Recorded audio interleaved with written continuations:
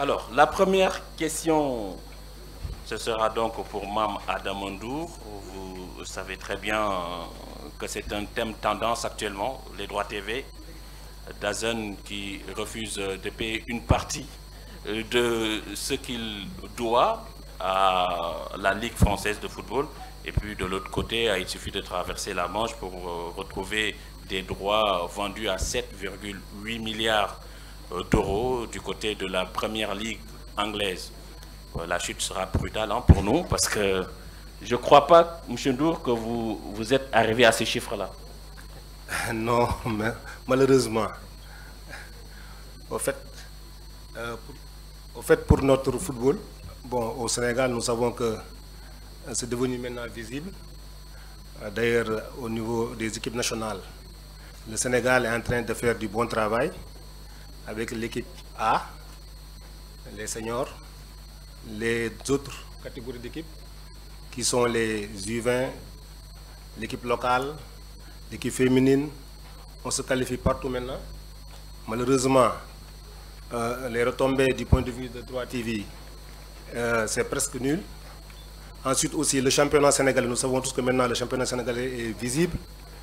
Et d'ailleurs, les clubs font tout pour la visibilité de leur match.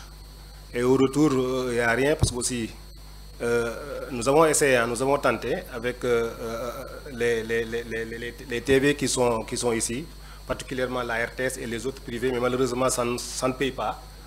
Et la Ligue professionnelle, cette année, a initié avec des sports une méthode pour au moins essayer de rentabiliser notre compétition, parce que aussi quand on dit football, la compétition a une visibilité, et les équipes, c'est leur activité, mais au retour, il n'y a rien. Et nous osons espérer que d'ici peu, nous allons trouver le bon contrat avec certains TV. Et d'ailleurs même, il y a le FSF TV aussi. La Fédération sénégalaise a eu une chaîne, FSF TV. Et on espère aussi à court terme essayer d'avoir notre canal pour diffuser nos compétitions. Mais globalement, au Sénégal et présentement notre championnat, le droit TV, ça reste beaucoup à faire.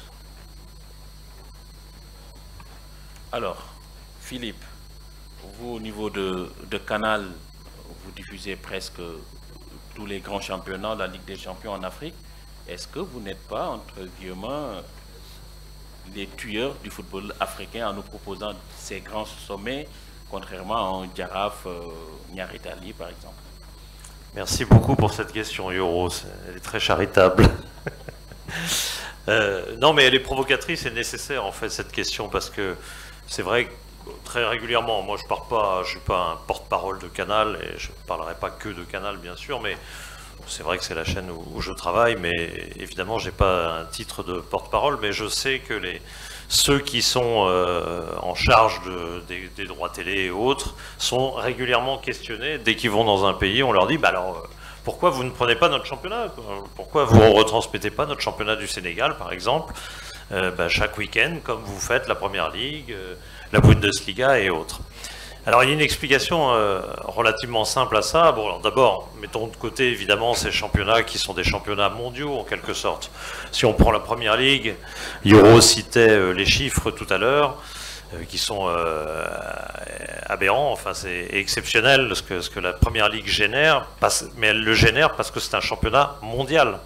D'ailleurs, les droits extérieurs, c'est-à-dire les droits à l'étranger, sont quasiment, peut-être un petit peu inférieurs, mais à peine aux droits qu'ils récoltent sur le sol britannique. Ça veut dire que c'est un championnat mondial avec des joueurs mondiaux. Il y a, je crois, un tiers seulement des joueurs du championnat anglais qui sont anglais, tout simplement. Les deux autres tiers sont des étrangers, et c'est un championnat mondial qui est vu dans le monde entier. Et évidemment, c'est quelque chose qui n'est pas à la portée de tout le monde, pas même la Bundesliga ou la Ligue 1 ne peut prétendre à ça. Donc ça, c'est un premier sujet à évacuer. L'autre sujet qui est plus intéressant, pourquoi une chaîne comme Canal ne peut pas vraiment s'intéresser au championnat du Sénégal? Tout simplement parce que c'est une chaîne panafricaine. Et une chaîne panafricaine, alors il faudrait faire quoi? Canal est dans 25 pays, il faudrait faire 25 chaînes avec les 25 canaux pour retransmettre les 25 championnats de nos pays, entre guillemets. C'est pas une vocation très logique, et j'observe d'ailleurs que New World, pardon, qui est notre grand concurrent à l'heure actuelle sur le marché africain, qui est une chaîne panafricaine également, même si elle est togolaise à la base, donc qui est a priori plus africaine que nous, ça on va pas le contester.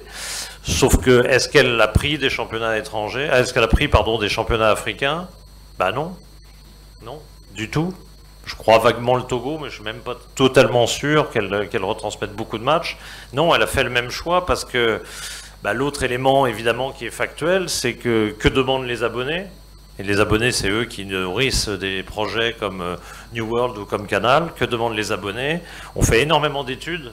On a quand même 7 à 8 millions d'abonnés Canal sur le sol africain. Il y a énormément d'études qui sont faites pour voir leurs demandes. Jamais, jamais, jamais, il y a une demande sur le championnat local. Jamais. Parce que les gens sont conscients que le niveau... niveau footballistique, j'en parlerai tout à l'heure, n'est pas forcément le critère le plus essentiel. Mais par contre, le niveau du produit, en quelque sorte, championnat du Sénégal, n'est pas attirant pour nos propres abonnés qui pourtant vivent pour un grand nombre au Sénégal. Pendant ce temps, vous diffusez le championnat ivoirien. Est-ce qu'il marche sur l'échelle africaine, je veux dire? Alors c'est évidemment le bon exemple, puisqu'on a testé en fait de faire un championnat africain. En l'occurrence, on s'est engagé sur la Côte d'Ivoire, ce qui avait une certaine logique, puisque la Côte d'Ivoire est le pays où on a le plus d'abonnés.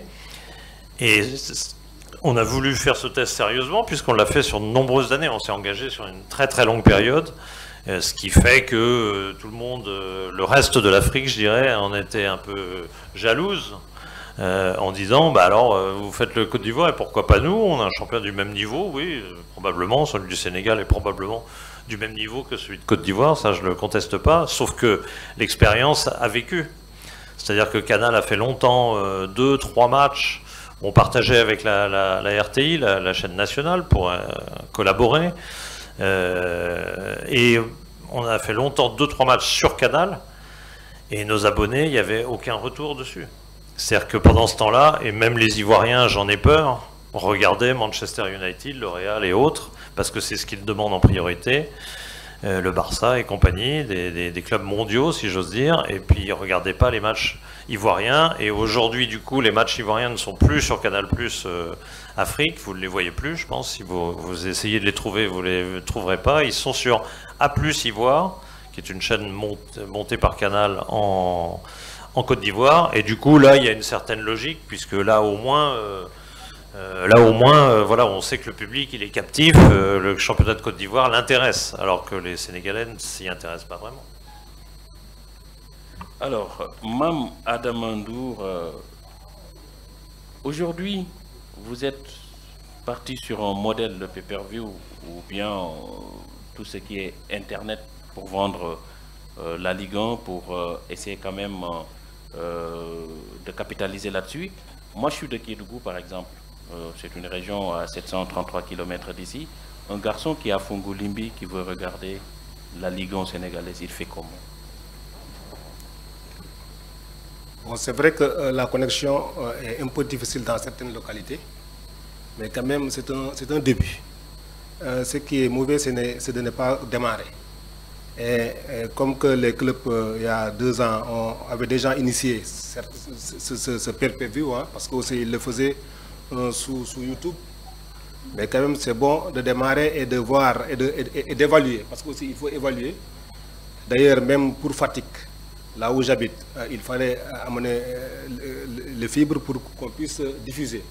Donc, je pense qu'il faut faire des installations dans les stades, dans les infrastructures, des installations adaptées qui peuvent permettre à la ligue professionnelle de pouvoir diffuser et que les jeunes puissent acheter. Je pense que ce n'est pas cher, c'est 1000 francs pour quelques matchs.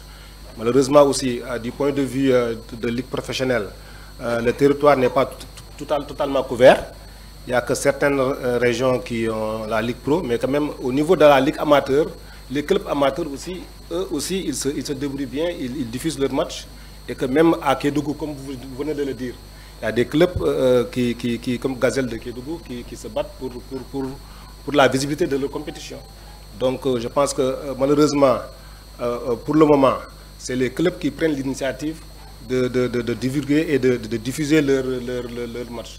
Et il arrivera peut-être que d'ici quelques temps que la fédération ou la ligue professionnelle puisse rassembler tout pour avoir une visibilité et qu'au futur qu'il y ait des retombées pour les clubs. C'est ça qui est souhaité.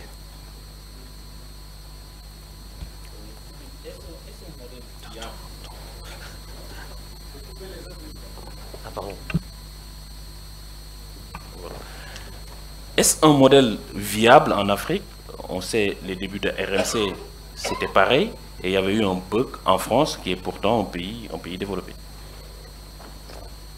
Oui, enfin la question est intéressante, et l'expérience est très intéressante, parce que moi je crois, enfin pour commencer à répondre, je crois beaucoup pour moi, tout le monde rêve de Canal qui va retransmettre le championnat du Sénégal ou autre. Moi je crois que c'est le local qui va nourrir le local. Et là, malheureusement, je constate, et malheureusement la Fédération et la Ligue également, que les chaînes, jusqu'ici, ne se sont pas investies, même si je sais que 2STV était quand même plus à même, enfin, avait plus envie de se projeter, mais se projeter vers un produit, ça on en parlera sûrement, un produit mieux organisé, de qualité, et bon, bref, les conditions n'étaient pas réunies. Mais, en tout cas, là, le projet est intéressant dans le sens où... il y a un point qui est très important, c'est que le football, c'est un feuilleton. Si vous ne voyez pas les matchs, vous ne rentrez pas dans la compétition, vous ne savez pas le classement, vous suivez éventuellement un peu votre club, mais de loin et de plus en plus loin, parce que vous ne voyez pas les matchs. Il faut voir les matchs. Il faut produire les matchs. Et en ce sens-là, commencer à le produire, même à ses frais, puisque malheureusement c'est le système actuel, c'est une très bonne démarche, évidemment, de la part des clubs, de la part de la Ligue et de la Fédération. Il faut démarrer, il faut amorcer la pompe, si j'ose dire. Ça me paraît nécessaire. Mais quant à dire que demain, ce sera une réussite directe, c'est-à-dire qu'il y aura des ressources liées au fait que les gens s'abonnent, etc., c'est difficile à dire aujourd'hui. Il faudra évidemment des qualités de réception, de fibres et autres qui sont une des questions conditionnelles, et notamment dans ton village. Pas plus qu'ailleurs, mais quand même. Donc ça, c'est une vraie question, c'est vrai. Mais en tout cas, il faut déjà que les matchs soient produits. Il faut que sur leur Facebook et autres, les clubs montrent leurs matchs, montrent des images de leurs matchs. Ça me paraît extrêmement nécessaire. Et moi, je suggère une idée qui me semblerait découler de celle-là, puisque les matchs sont produits. Alors évidemment, il faut qu'ils soient produits un peu correctement, mais enfin pas non plus, il n'y a pas non plus besoin de mettre 8 caméras par stade, pour avoir quand même des images. Je trouve que la Ligue, la Fédération devrait retourner voir les diffuseurs classiques, enfin je veux dire les grandes chaînes, carrément la RTS, pourquoi pas, en disant, ben voilà, on a tous les matchs, on a toutes les images. Est-ce que ça vaudrait pas le coup de lancer un téléfoot? Vous voyez ce que c'est que téléfoot? Enfin, c'était l'émission de TF1, après ça a été Jour de foot sur Canal, mais c'était l'émission de TF1 dans les années 70-80 où vous aviez le soir même les résumés de tous les matchs. Alors là, en l'occurrence, on peut imaginer une émission plutôt du dimanche soir, par exemple, où on a un peu de délai pour récupérer les images et autres, et faire un téléfoot sur une chaîne de grande écoute, avec un rendez-vous toujours à la même heure et autres, pourrait booster évidemment la communauté qui s'intéresse au championnat sénégalais, du coup aller voir un peu les matchs, les matchs produits, les matchs produits par les télés locales ou les clubs eux-mêmes, et du coup de fil en aiguille se rapprocher de ce feuilleton. Il faut construire un feuilleton, il faut construire un produit. C'est ça qui manque la plupart du temps en Afrique. Moi, j'ai vu encore le week-end dernier, je suis de temps en temps quand même un peu les résultats du championnat ivoirien. Canal devait retransmettre, enfin A+, pardon, lapsus, devait retransmettre 2 matchs, je crois, comme d'habitude. Enfin, ils font toujours le dimanche 18h et puis un autre. Les 2 affiches, bande-annonce dans tous les coins, etc. Les 2 affiches ont été reportées la veille du match. Bon, ça, en télé, c'est totalement impossible. Ça, c'est impossible. Aucune chaîne sérieuse au monde ne peut vous suivre si on déplore une organisation de ce niveau-là. En plus, c'était reporté pour des très mauvaises raisons. C'est-à-dire que Ah bah la pelouse de Félicia est pas bonne. Ah bon bah alors on joue pas. Ah bon bah alors on va aller à Ebimpe, le stade de la finale de la Coupe d'Afrique. On y va. Ah bah il y a des travaux en ce moment, on savait pas. Enfin bon, quand on est à ce niveau-là, honnêtement, oubliez. Vous aurez jamais de télé, vous aurez jamais personne qui financera votre championnat, c'est tout. Pardon. Alors, Président, on parle toujours de football, mais le football c'est d'abord un spectacle. Comment faites-vous? Comment deviez-vous faire pour qu'on ait ce spectacle qui puisse quand même inciter les gens à aller regarder les matchs? Par rapport au spectacle, moi je pense que le Sénégal présentement, le spectacle arrive parce que aussi autant si vous voyez, si on comparait les matchs de Navetan qui étaient beaucoup plus proches des quartiers, les gens allaient en masse. Maintenant, dans le championnat, si vous allez dans nos finales, par rapport aux différentes ligues qui sont là, les 14 ligues, c'est des finales populaires. Le spectacle y est. Ce qui reste maintenant, c'est les retombées. Si les clubs se battent pour grandir, malheureusement, comme vous venez de le dire, pour les droits TV, il faut que l'État, soit les investisseurs privés, prennent le risque. Malheureusement, ici, on prend moins de risques. Parce que aussi, si le spectacle est là, il faut prendre le risque de venir, de diffuser. Et maintenant, tout ce qui est sponsoring, tout ce qui est marketing, c'est le support qui doit aller le trouver et en même temps redistribuer les clubs et prendre sa part. C'est ce risque que les gens ne veulent pas prendre. Mais quand même, bon, nous on a compris, hein, de toute façon, la Ligue Pro aussi a bien compris. Ce qu'il faudrait maintenant, peut-être que bon, ça reste, bon, on doit avoir un timing pour pouvoir capter tout cela et ensuite essayer de trouver au club des retombées par rapport aux droits TV. C'est toujours possible. Ce n'est pas que Canal n'est pas là, on doit toujours essayer de faire coucou à Canal, mais il faut au niveau local d'essayer de trouver notre propre solution. Pour moi, c'est possible. Vous avez discuté avec la RTS parce qu'il y a l'exemple de la Tanzanie où Azam réussit quand même à diffuser les matchs et c'est devenu quand même de grands moments de télévision en Tanzanie. C'est vrai, bon, avec la RTS, on avait démarré, mais pour le dernier contrat, c'était 2STV. Malheureusement, la RTS, c'est une télévision nationale. Peut-être que, bon, là aussi, on a besoin de l'État, on a besoin de nos responsables étatiques au plus haut niveau, le Premier ministre ou bien le Président de la République, pour inciter à la RTS qui peut couvrir tout le Sénégal, hein, parce qu'ils ont les moyens. En même temps aussi de subventionner les clubs, parce que aussi, si on subventionne la RTS, ils peuvent retrocéder aux clubs leurs gains. Je pense qu'il faut une politique forte. Il faut qu'une politique forte pour pouvoir aider le championnat sénégalais. Ce n'est pas possible, ce n'est pas impossible. C'est juste des initiatives et des décisions à prendre. Tout est possible. Qui parle de droit TV, parle de club, parle des présidents. Vous avez aussi la parole si vous voulez poser des questions, parce que quand même devoir financer sur fonds propres toutes les activités d'une équipe, c'est vraiment pas évident. Les présidents ou même quelqu'un de l'assistance qui voudrait participer ou poser une question, le débat il est ouvert pour tout le monde. Philippe, est-ce qu'aujourd'hui l'exemple de Azam en Tanzanie pourrait aider le football sénégalais? Oui, beaucoup. Beaucoup, c'est un exemple dont on devrait beaucoup s'inspirer. Ils arrivent à collecter, je crois, pas très loin de 10 millions de dollars de droits télé pour le championnat de Tanzanie. C'est pas l'Égypte, c'est pas le Maroc ou autre, c'est le championnat de Tanzanie. Ça doit inspirer beaucoup de monde, et notamment dans ce que je disais tout à l'heure sur la construction d'un produit. Des stades bien fichus, faits pour la télé, un championnat qui lui-même n'est pas d'une qualité révolutionnaire, mais quand même deux clubs leaders qui font des performances en Coupe d'Afrique, ça aide évidemment naturellement. Donc c'est Yanga et Simba qui font régulièrement quand même des quarts de finale ou autres de Coupe d'Afrique, donc évidemment ça aide. Mais je pense que plus que la qualité du jeu, parce que je ne pense pas qu'elle soit révolutionnaire, je n'ai pas vu de match tanzanien, je ne peux pas vous mentir, mais je ne pense pas que la qualité soit révolutionnaire et je ne crois pas que la qualité du jeu soit un problème. Moi je me rappelle très bien des années 90, où j'allais pas mal déjà en Angleterre. L'Angleterre à ce moment-là était au tréfonds. Franchement, c'était l'après Ezel. l'après-Liverpool, enfin les incidents de Liverpool-Juve au Ezel, suspension de 5 ans des compétitions européennes, retour avec que des joueurs anglais quoi, à l'époque, franchement, enfin irlandais et autres, britanniques, mais il n'y avait pas d'étrangers vedettes, il n'y avait rien du tout, personne n'allait là-bas. Et pourtant, déjà à l'époque, début des années 90, le championnat le plus vendu au monde était quand même l'Angleterre. Pourquoi? Parce que le produit était bien construit. Les stades sont intéressants, enfin, ils donnent un cadre intéressant.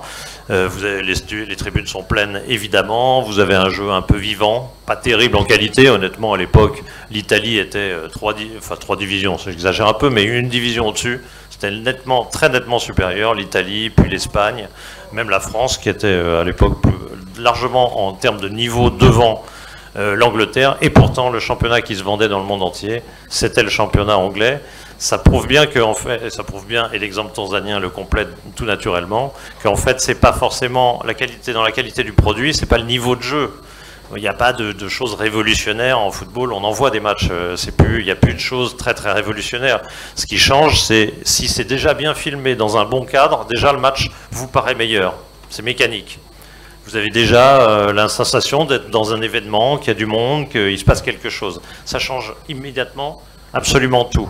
Et évidemment, dans la construction du produit, il y a la qualité de la retransmission, évidemment, qui est fondamentale également, parce que c'est ça aussi qui rend le spectacle attractif, et éventuellement plus attractif qu'il n'est en vérité. Parfois, vous avez tous, je pense, vécu des matchs où vous vous êtes dit « Ah ben là, j'ai vu un grand match », et puis vous en discutez avec un pote qui était au stade, il revient et il dit « Qu'est-ce qu'on s'est ennuyé au stade, c'était très très très moyen ». Ah bah non, nous on a vu un très bon match, c'était sympa, c'était plaisant, ça allait d'un but à l'autre, et puis ça jouait, et, bah ouais, mais enfin il y avait plein d'erreurs techniques, tout ça. Oui, bon, et alors, qu'est-ce que ça peut faire? Et en fait, il n'y a pas besoin de faire Real-Barça toutes les semaines pour avoir un bon produit. Real-Barça, il n'y en a que 2 en Espagne par an. Hein. Le reste du temps, il y a un cadre qui fait que les gens regardent aussi les matchs du Betis, de l'Athletic Bilbao, etc., etc. Et ça, c'est la construction.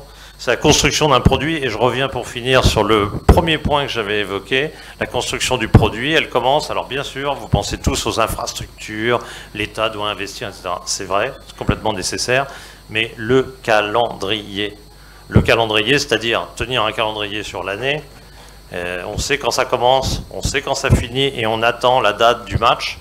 À l'intérieur de chaque journée, savoir que telle équipe joue à 18 h le samedi et que c'est un gros match qui est sur telle chaîne de télé, etc., etc., c'est fondamental. C'est ce feuilleton, en fait, c'est ce feuilleton qui fait la réussite d'un championnat. Le football fonctionne par feuilleton.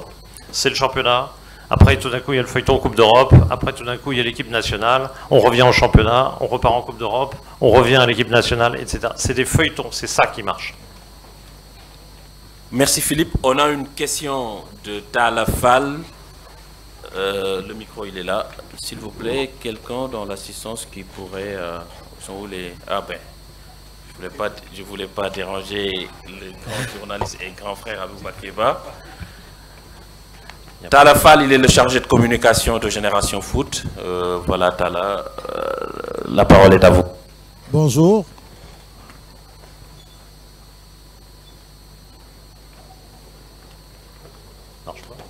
De toute façon, vous avez la voix rauque, ça va passer sans.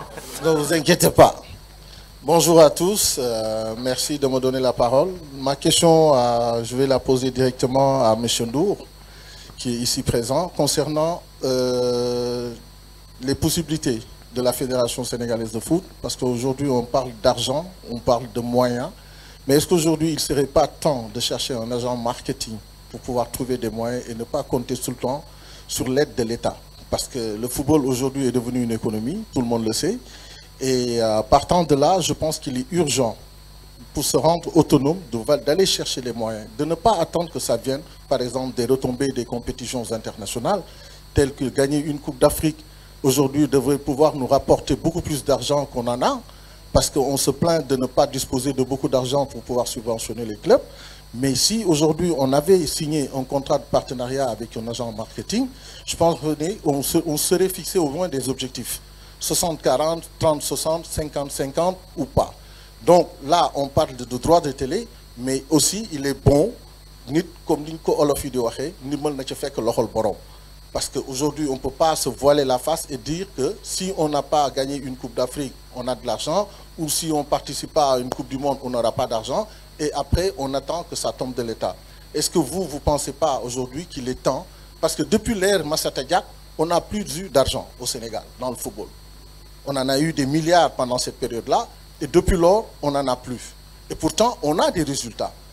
Comme vous l'avez dit, on a eu 5 trophées, et jusqu'à preuve du contraire, on n'a pas ressenti au niveau des clubs cet argent-là. On n'en a pas du tout. Les caisses ne sont pas vides, mais aussi, il faut se dire que les clubs attendent beaucoup plus des retombées de tous nos trophées. Merci. Merci beaucoup, Talla Fall. Mame Adama Ndour, la question vous est destinée. Merci. Ok, merci Talla. Bon, je pense que c'est une très bonne question parce qu'en réalité, comme il vient de le dire, les clubs ont besoin de retour. Parce que la compétition est là, l'événement est là, l'activité est là. Ce qui reste maintenant, c'est que nos compétitions puissent rapporter.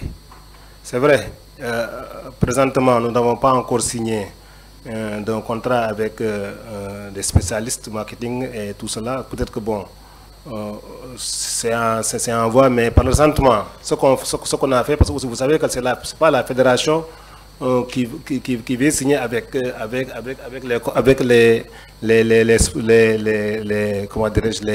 les marketeurs, c'est pas eux. Présentement, la Ligue Pro, c'est la Ligue Pro qui gère le volet professionnel. Et maintenant, je pense que la Ligue Pro, eux, ils ont des commissions marketing, ils ont signé avec des sports pour la visibilité, parce que aussi avant d'attirer les grands, il faut travailler sur la visibilité de notre football.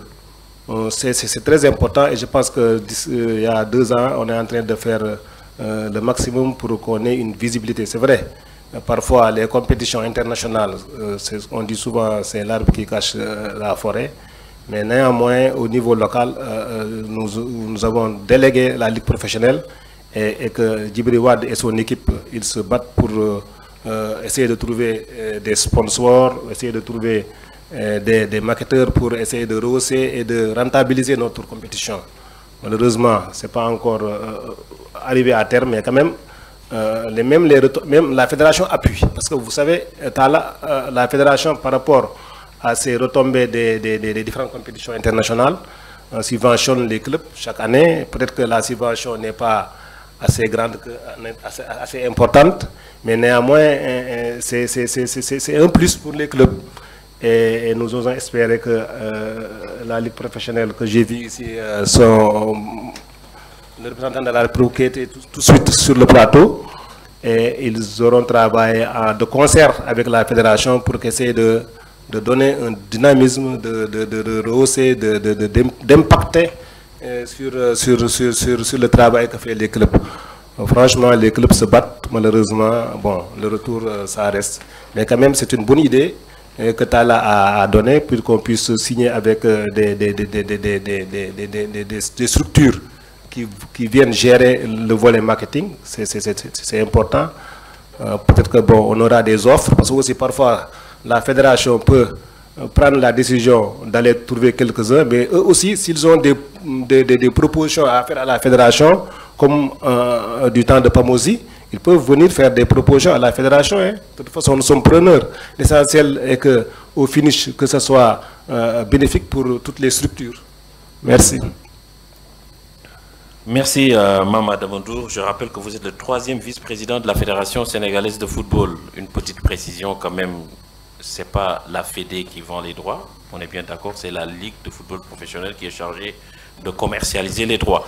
Voilà, on va donner la parole à Bakary Cissé, un confrère qui est devenu PDG d'une chaîne de télévision des sports qui justement va diffuser le championnat sénégalais. Bakary, vous avez la parole. Merci beaucoup, Yoro. Bonjour. Je vais essayer d'abonder dans le même sens que M. Fall. Aujourd'hui, Yoro, juste avant de commencer à donner la parole, vous avez évoqué un tout petit peu le rôle de DAZN dans le championnat français. Tout le monde sait que DAZN a menacé de se retirer pour la simple et bonne raison que son produit n'est pas du tout vendable, parce qu'il est quelque part concurrencé par les IPTV, donc il ne se retrouve pas. Donc cela aura une influence négative dans le football français. Aujourd'hui, c'est clair que les présidents de clubs sont en train de pleurer. On a vu qu'au niveau de la gendarmerie qui s'occupe du football en France, beaucoup de clubs sont en train d'être rétrogradés. Les Girondins de Bordeaux font partie et beaucoup d'autres clubs. Aujourd'hui, si on quitte, n'est-ce pas, l'Europe pour parler un tout petit peu du championnat sénégalais, c'est vrai, vous avez dit que la Ligue, la fédération ne commercialise pas les matchs du championnat, mais il y a une incongruité un tout petit peu à mon avis, parce qu'une fois j'ai écouté M. Djamil Faye parler du rôle de la Ligue dans l'échiquier du football sénégalais. Effectivement, aujourd'hui, la fédération doit être dépendante de la Ligue. Malheureusement, cela n'est pas le cas. Chacun essaie de prêcher pour sa chapelle. Et moi, je suis un peu estomaqué de savoir qu'aujourd'hui, le football sénégalais, quand vous êtes champion en titre, vous devez empocher 20 millions. Et pour avoir ces 20 millions-là, il faut attendre 4 ans, 5 ans, ou même vous ne pouvez plus l'avoir. Et je pense que Madi Touré, le président Madi Touré peut en témoigner, le président Babacar Fall peut en témoigner. C'est pourquoi je dis quelque part, les dirigeants aujourd'hui qui sont en charge du football sénégalais, tant ceux qui sont du sport, de la fédération ou de la Ligue, ils doivent se retrouver, se regarder dans le blanc de l'œil, essayer de mettre en place des canevas qui permettront au moins au football sénégalais d'être vendable. Moi, je dis aujourd'hui, nous avons le football le plus vendable. Je ne suis pas d'accord, je ne suis pas du tout d'accord avec Philippe Doucet aussi, je m'excuse, parce que si aujourd'hui il nous dit Canal ne peut pas, Canal est dans 25 pays d'Afrique, ok? Canal ne peut pas diffuser tous ces 25 pays, les championnats de tous ces 25 pays d'Afrique, ok? Mais Canal est prêt à récupérer 20 000 francs par famille dans tous ces 25 pays d'Afrique. Donc là aussi, il y a une incongruité. Là, eux, ils font quoi? Ils ont un produit qui s'appelle Canal, il faut le vendre aux Africains. Mais pourquoi on nous dit que le Canal va diffuser le championnat ivoirien et Canal dit pour le Sénégal c'est bon? Or, le Sénégal, pendant 4 ans, a été premier dans le ranking de la FIFA. Donc, je pense que ce panel est très important. On ne peut pas continuer, on n'aura pas le temps de discuter de fond en comble des problèmes. Pour moi, je ne vais même pas dire des problèmes, des mots qui gangrènent le football sénégalais. Et à mon avis, même la RTS ne joue pas son rôle dans la vente des produits, des droits. La RTS aujourd'hui est enclin d'aller voir l'équipe nationale de la fédération pour leur dire, écoutez, nous avons besoin de l'équipe nationale du Sénégal. Mais l'équipe nationale du Sénégal, c'est l'arbre qui cache la forêt dans le football sénégalais, au-delà de l'équipe nationale du Sénégal.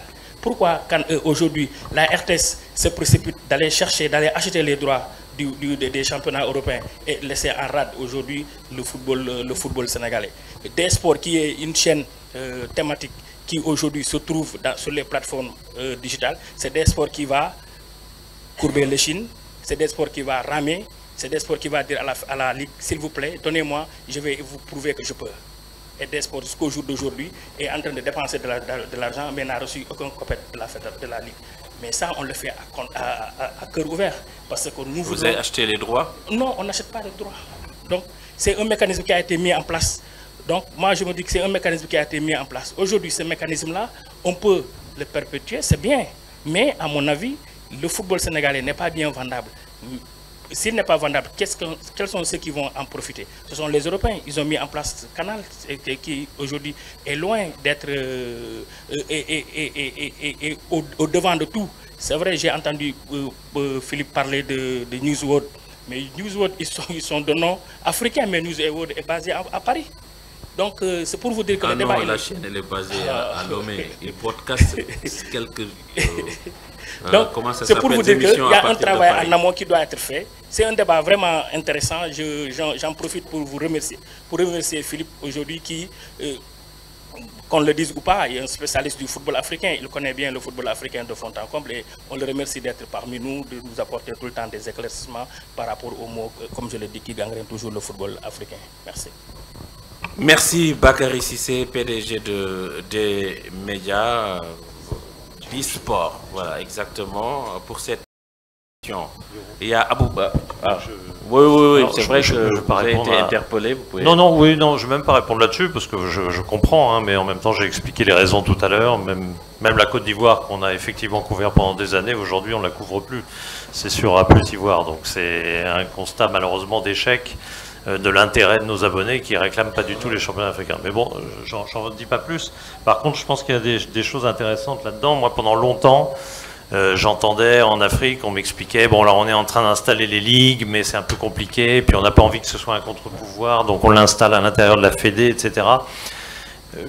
J'avoue que parfois je suis un peu complaisant et un peu trop gentil avec l'Afrique, et je trouvais que, je me disais, bah oui, ils ont raison, après tout, faut pas qu'il y ait des problèmes en plus. Avant, ils organisaient le championnat à l'intérieur de la Fédé, donc faut pas qu'il y ait tout d'un coup un autre organe qui...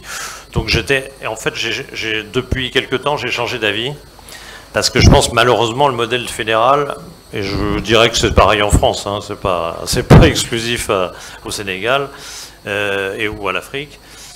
Je dirais que le modèle fédéral n'est plus adapté à la construction d'un vrai business.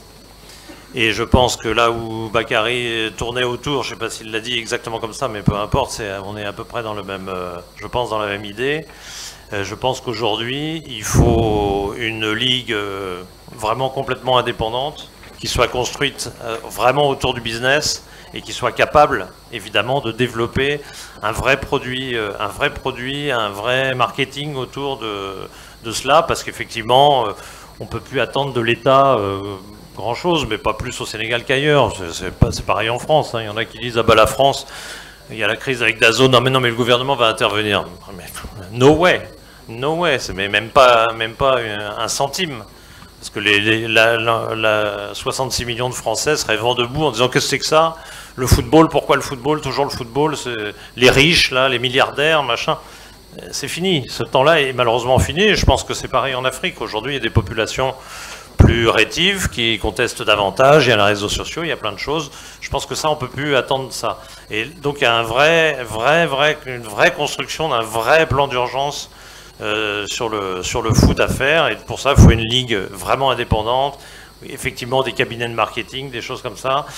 Une société commerciale en quelque sorte. Alors la France, c'est pas le modèle, hein, parce que c'est une fausse société commerciale qui est accaparée par les gens qui avaient déjà la Ligue. Donc c'est le pire modèle qu'on puisse prendre. Ne prenez surtout pas modèle sur la France. C'est le contre-exemple absolu et parfait. Vous avez le spectacle en ce moment.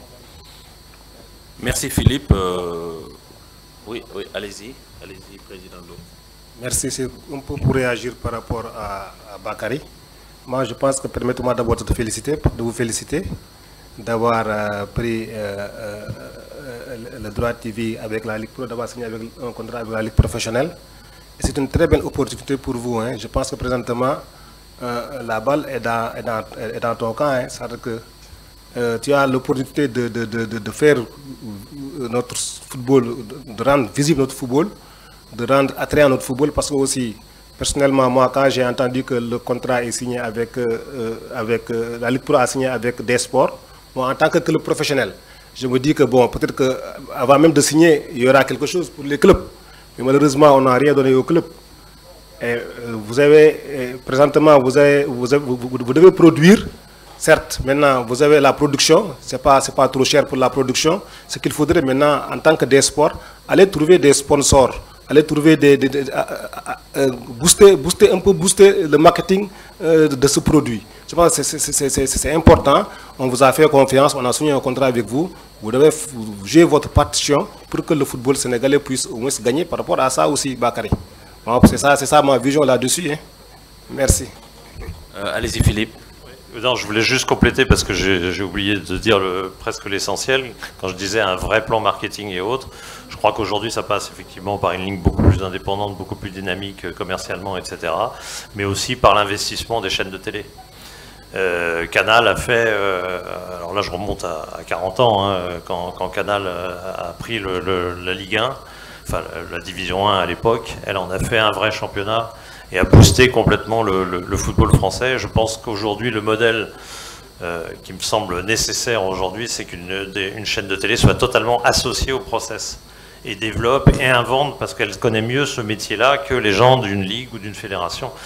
Canal a été inventif. Canal a créé des émissions, des matchs. Chaque fois, la Ligue nous écoutait en disant « Ah bon, vous allez faire ça? Ah bah super, ah bah très bien, ok. Et en plus, vous nous donnez de l'argent, génial. » Évidemment que c'est pas... Alors après, ils ont fait des appels d'offres, etc.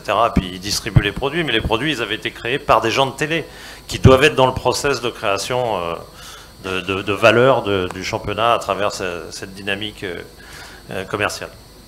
Voilà, Philippe, on va passer la question à un monsieur de la télé également, Aboubakry Ba, qui a fait Canal comme vous, mais qui a également dirigé 6 médias en Guinée et qui était confronté à ces histoires de droits TV parce qu'il avait les droits du championnat guinéen et il a essayé également de grappiller certains sur le plan international. Aboubakry Ba, la parole est à vous.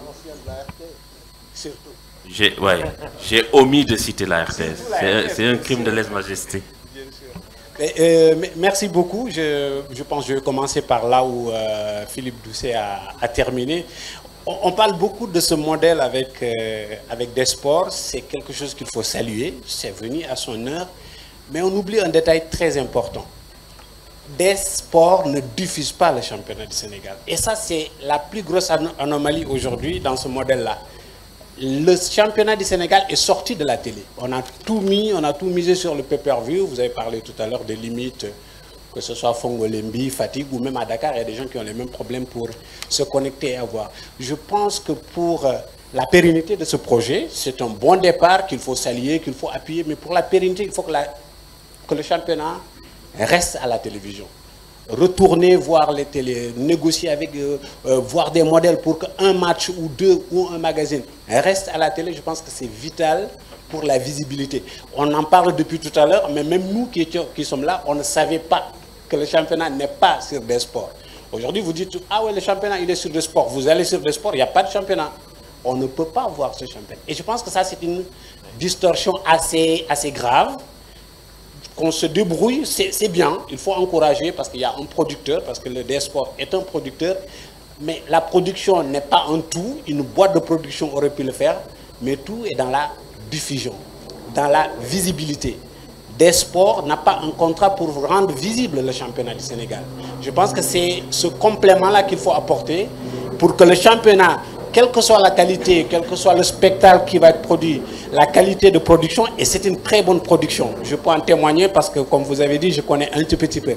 C'est bien que si cette caméra avec des drones, le spectacle télévisuel en tout cas, il est là, mais comment le voir s'il n'est pas à la télé? Comment le voir s'il n'est pas accessible au plus grand nombre? Je pense que c'est sur ce point-là qu'il faut insister. On est dans une phase de test, mais le survie du projet passerait pas, à mon avis, par cette possibilité que le Sénégalais lambda puisse allumer sa télé et voir le championnat du Sénégal. Je vous remercie. Aboubakry Ba, merci. Maya Sinmar, dernier intervenant, parce que lui, quand même, c'est le directeur technique national. On va lui donner la parole, parce qu'on fait signe que... Je peux compléter un peu ce que le doyen Aboubakry Ba a dit. Effectivement, le championnat du Sénégal n'est pas visible sur des sports. Des sports a concouru, des sports est allé chercher. C'est un marché que la Ligue Pro a lancé. Des sports a décidé de prendre la production. Donc, ce que nous faisons, dans un premier temps, la Ligue Pro a voulu que des sports puissent produire 4 matchs par journée. Et nous, en interne, quand nous avons vu que c'est un projet qui peut être intéressant, nous sommes partis vers la Ligue pour leur dire, écoutez, nous voulons faire des efforts, c'est-à-dire produire tous les 8 matchs par journée. Donc, des sports aujourd'hui produit les matchs de Ligue 1, donne le signal à Buzz Pro qui s'occupe de la diffusion sur les plateformes de la Ligue Pro. Donc, pour la commercialisation. Maintenant, après, comme l'a dit tout à l'heure M. Gueye, c'est un modèle sharing. Chacun y trouve son compte pour que le projet-là puisse être viable. Effectivement, je pense que nous sommes dans le même ordre d'idée de ce que Abou dit. Nous, pour aller plus vite, nous n'avons qu'une seule année d'existence, mais nous avons acculé les autorités gouvernementales aujourd'hui qui ont accepté de nous mettre sur la TNT. Donc aujourd'hui, des sports est sur la TNT. parce que notre objectif c'est de vendre tous les sports du Sénégal, et Desports a déposé son dossier au niveau de Canal. Je pense que nous allons profiter de la présence de Philippe pour qu'il puisse être notre relais auprès de ses collaborateurs, afin que Desports se retrouve dans le bouquet qui permettra à tous les 25 pays où diffuse Canal, pour que Desports soit visible là-bas et qu'on puisse vendre notre sport, mais plus particulièrement le football. Donc l'un dans l'autre, nous on n'est pas là pour prendre les gens dans la spirale de la folie meurtrière, au contraire, nous voulons jouer notre partition à travers Desports, parce que effectivement aujourd'hui il n'y a que des professionnels qui ont fait minimum 20 ans, qui sont à la tête 20 ans de journalisme, qui sont à la tête de ce projet. Merci. Merci Bakary, le message est entendu. Dernier intervenant, ce sera Maya Sinmar, directeur technique national du Sénégal. Oui, merci. Merci. Moi, je voulais juste peut-être reprendre la proposition de... comment il s'appelle encore Philippe. Philippe, oui. Il faut revenir au téléfoot. Moi, je me rappelle, il y a quelques années, Ibrahim Soumaré avait initié un projet comme ça, qui était très, très bien suivi par tout le Sénégal. Je pense qu'il faut qu'on négocie rapidement avec la RTS pour créer ce téléfoot-là. En attendant, toutes les initiatives sont bonnes, n'est-ce pas, pour les faire mûrir et peut-être les agréger. Mais je pense que la solution première aujourd'hui, pour que tous les Sénégalais puissent regarder le championnat et suivre le championnat, je pense qu'il faut les accrocher à une émission téléfoot, comme il l'a dit, monsieur. Voilà ce que je voulais dire. Merci beaucoup, Maya Sinmar. Je pense globalement que Aboubakry l'a dit, Bakary, Mayassine l'ajoute. Je pense que aujourd'hui, compte tenu du nombre d'années pendant lesquelles on n'a rien vu du championnat du Sénégal ou presque, il faut diffuser, mais alors large. Profiter justement que ce soit gratuit, puisque aujourd'hui on n'a pas d'acheteurs. Alors il faut en profiter pour que ce soit largement diffusé, mais un maximum que les gens prennent l'habitude. Et l'argent viendra plus tard. Mais aujourd'hui, à la fois sur des sports, à la fois sur les sites des clubs, à la fois une émission sur une grande chaîne qui fait de l'audience, une émission téléfoot, etc. Moi, je pense qu'il faut jouer toutes les cartes, puisque de toute façon, aujourd'hui, il n'y a pas de recette, donc vous n'avez pas d'exclusivité à protéger, vous n'avez rien à protéger, il n'y a pas de recette. Donc il faut au contraire ouvrir, y compris à l'étranger, parce que plus vous diffusez des images, si elles sont de qualité, et plus petit à petit vous construisez un besoin quelque part chez les gens qui vont commencer ailleurs aussi, en Côte d'Ivoire ou autre, qui voient des images, qui voient un beau but, et vous construisez un besoin qui, à l'arrivée, peut marcher, et réellement. Merci, chers panélistes. Merci également à l'assistance, et merci à Diapo pour ce grand événement sportif.